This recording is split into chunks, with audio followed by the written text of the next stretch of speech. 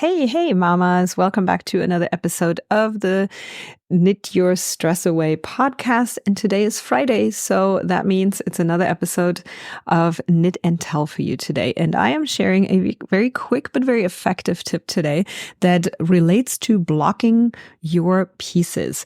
And if you have no idea what blocking is, bear with me.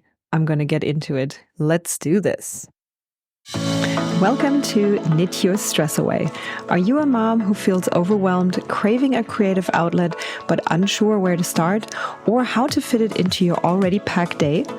I have dedicated this podcast to help you discover practical, guilt-free self-care strategies through the calming practice of knitting. I'll help you break free from the overwhelm, quiet the noise and comparison of social media, empowering you to pick up your knitting needles instead and embrace moments of rest, creativity, and mindfulness. Hi, I'm Nadine, a mom, wife, and passionate knitter. I first learned to knit as a teenager from my grandmother back in Germany, but for some reason, I put my needles down in my 20s. It wasn't until 2020, when everyone was searching for ways to ease the anxiety of the unknown, that I picked knitting back up, and something amazing happened.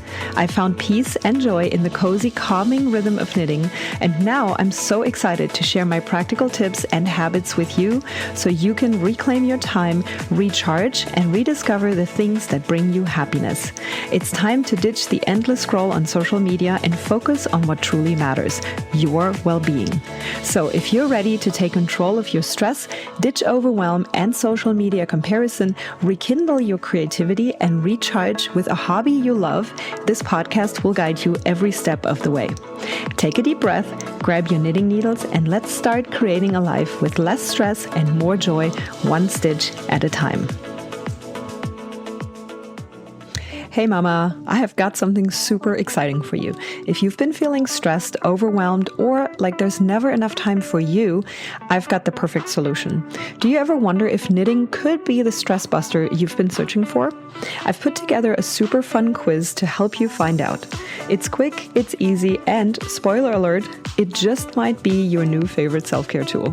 Head over to theknittingmamas.com/quiz to take the 30-second quiz and find out now if knitting is your dream self-care and stress-busting tool. Right after you take the quiz, you will also get my free 5-step guide to your first knitting project. Let's swap that stress for some stitches. Head over to theknittingmamas.com/quiz to find out.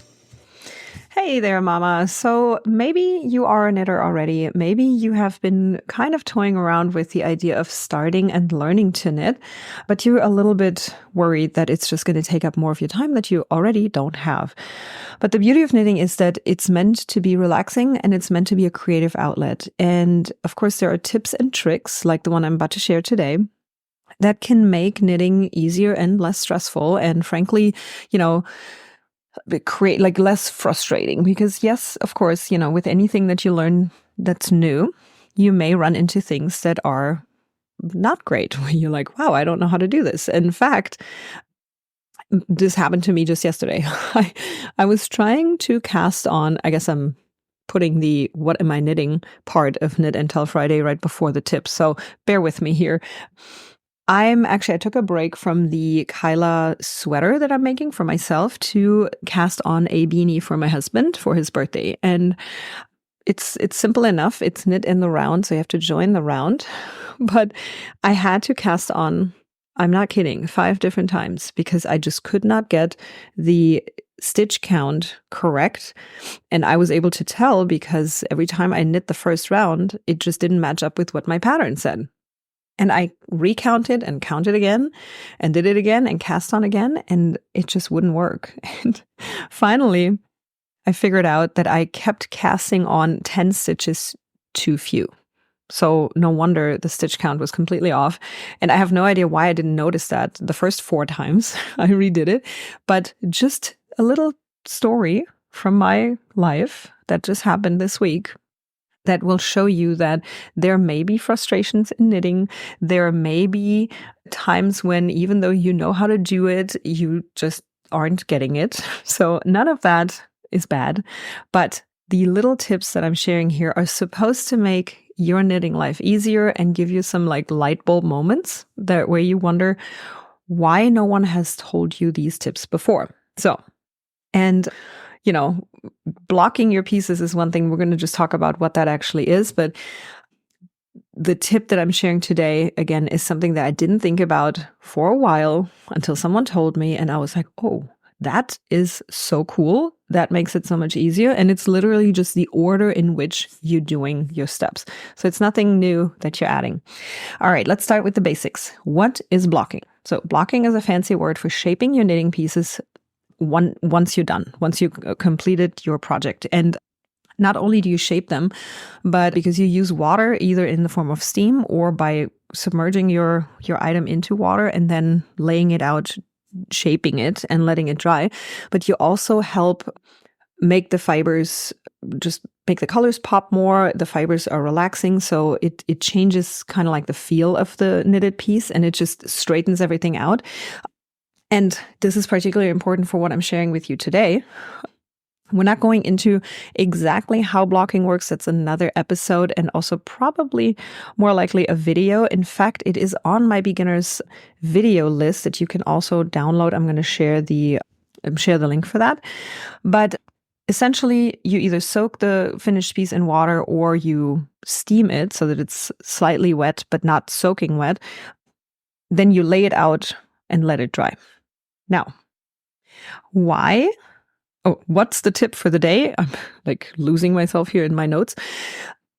Blocking usually occurs when everything is completed. In other words, when you have completed the knitting part of your project and when you have seamed it together. So when you have sewed the pieces, for example, the front, the back, and the sleeves of your sweater into one piece, and then you block it. But what I have learned over the years is that it makes it so much easier when you block your pieces before the seaming process. And you don't have to wet block them necessarily. Oftentimes, especially when I'm kind of impatient and I want to wear the piece, I just steam block. It works really well. But when you do that, when you block the pieces before you actually seam the pieces together, it creates a much better seam, and it's more straight. It lays flat. And that makes it so much easier to actually see your stitches so that you can seam them together, seam the pieces together much more easily. Because what happens often when you're knitting in stockinette or even in garter stitch is that the edges can curl up a little bit or they look a little wavy. And when you block your pieces first and you make sure that they're nicely evened out, and before they dry, those curls and wavy edges, they disappear. And when everything is nice and flat, you can just lay it over the top of one another and then you can start seaming. Once again, if this is like, whoa, Nadine, this is like way ahead of where I'm at right now, don't worry. What you can do is save this episode for later on when you are in this place. And let me just tell you, I would love for you to take the quiz that I mentioned in the beginning of this episode, theknittingmamas.com/quiz. And you can figure out if knitting is for you. And if it is, there's actually a little freebie that I'm sending you in your email as well, right after you take the quiz and you get your quiz results. Super exciting. I'm ready and excited for you to get started. In the meantime, if you have a question for me, I would love to invite you to come over onto Instagram or into our community. You can always ask me there. You can find me on Instagram at @theknittingmamas_, or you can come into our community, theknittingmamas.com/group, and ask your question there, because I would love to help you get started no matter where you are in your journey.